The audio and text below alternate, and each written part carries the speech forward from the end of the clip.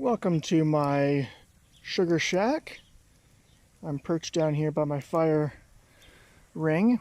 I have a roasting pan that we use for cooking turkey in, or chicken, but there's no chicken in there now, just sap. I've already started. We got the sap back from the forest and it's in this jug here. I use this yogurt container and this piece of cloth on top to sieve it out. I have a stack of wood there and some more to split. And we're just gonna wait until this evaporates down. So that is not smoke coming out of that pan, that is steam. So we're evaporating away, or steaming away the water portion out of the sap.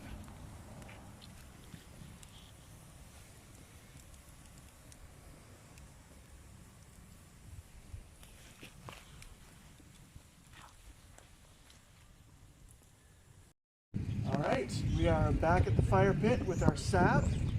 I'll come a little closer, you can see how much we have left. So that's all we have left. And we had 30 liters, which is a pail and a half. And this is it. So our fire's almost done. We're going to filter this out and we're going to finish it on the propane cooker. So I'm just going to put it through this wet tea towel.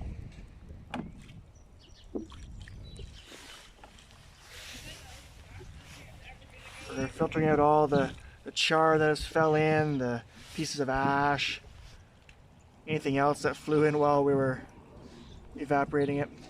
This has taken about a day and a half on the wood. Get that out.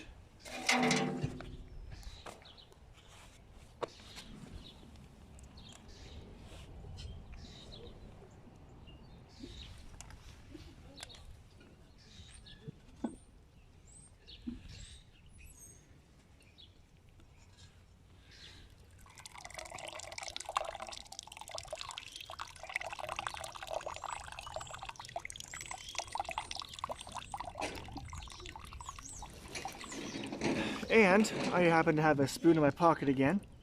I'm going to taste this before we do the final process. Take it right from this. If you look at that color,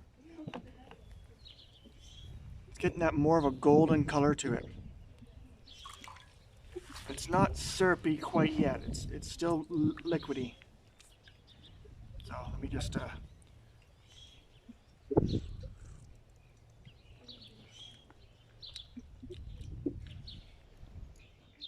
sweet, not sweet enough.